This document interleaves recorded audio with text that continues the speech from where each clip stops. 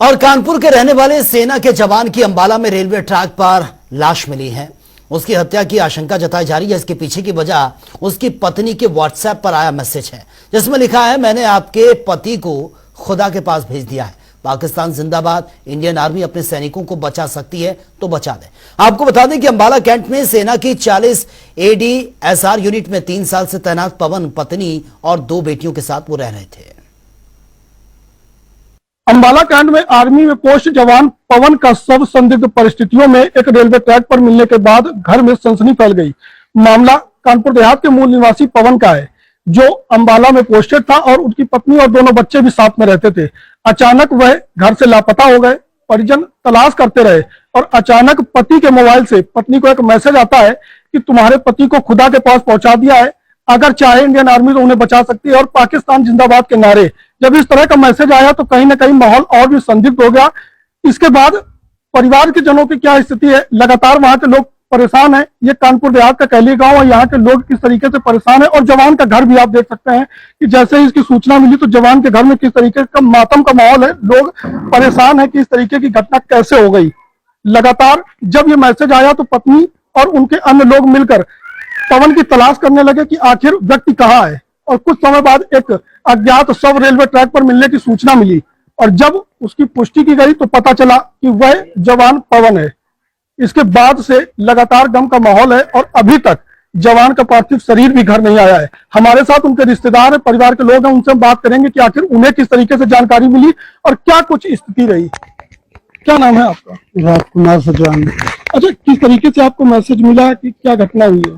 कल बिटिया ने यहाँ से 3 बजे फोन हमको किया, कानपुर में रहते हैं हम, क्योंकि वो मौसा जी फोन भैया का पता नहीं है और ऐसा ऐसा बता रहे हैं। वहाँ रात में 2 बजे यहाँ घर में फोन आया था तो हमने कहा बिटिया किसी का फोन आया तो बताया एक अधिकारी का फोन आया था। वो अधिकारी का नाम बिटिया ने दिया जो है, उस नंबर पे हमने बात किया तो बात करने पर हमसे बोले कि अभी हम आपको 15 मिनट में बता रहे हैं।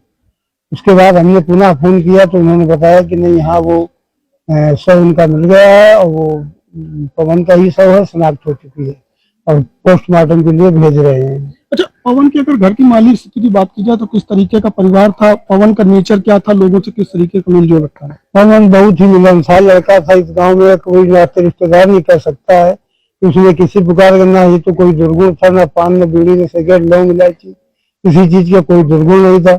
मिलनसार था। गाँव भी आता था जब यहाँ तब सब लोगों से बराबर मिलता, सबका बराबर सम्मान करता था। जब हम और भी लोगों से बात करेंगे और जानेंगे कि आखिर अंबाला की आर्मी जो उस डिफेंस में जो तैनात था, वहां की जो आर्मी है वो किस तरीके से मदद कर रही है और अभी की स्थिति क्या है, कब तक शव गाँव पहुंचेगा। क्या नाम है आपका? सुमित सचान नाम है। अच्छा, किस तरीके से आपको जानकारी मिली और अभी वहाँ की क्या स्थिति, सब कब तक पहुँचने का संभावना है?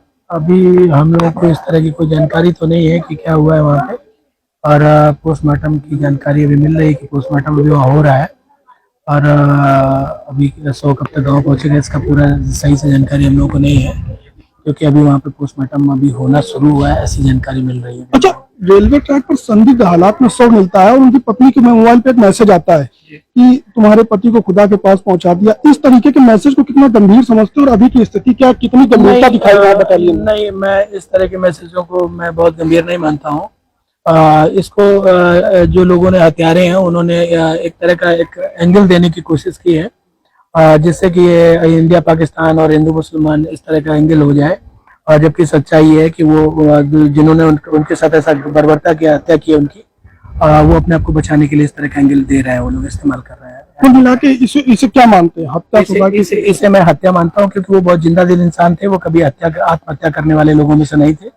पवन सचान बहुत ब्रेव इंसान थे और वो इस तरह के सोल्जर थे इंडियन आर्मी, और उनमें जो है बहादुरी कूट के थी और बहुत मिलनसार थे, खुश दिल इंसान थे। आप क्या चाहते हैं कि इनके पूरे मामले किस तरीके से? मैं ये चाहता हूँ कि इंडियन आर्मी इसको अपनी वो ले, अपने वो उसमें ले कि ये मेरे जवान के साथ जो हत्या हुई है, जो घटना हुई है, वो पूरी तरह से एकदम इसका पर्दाफटा छेप हो और जो हत्यारे हैं उनको इसके लिए सजा मिले और वो ये घटना उजागर हो और देश को पता चले कि इस हत्या के पीछे कौन कौन लोग शामिल है।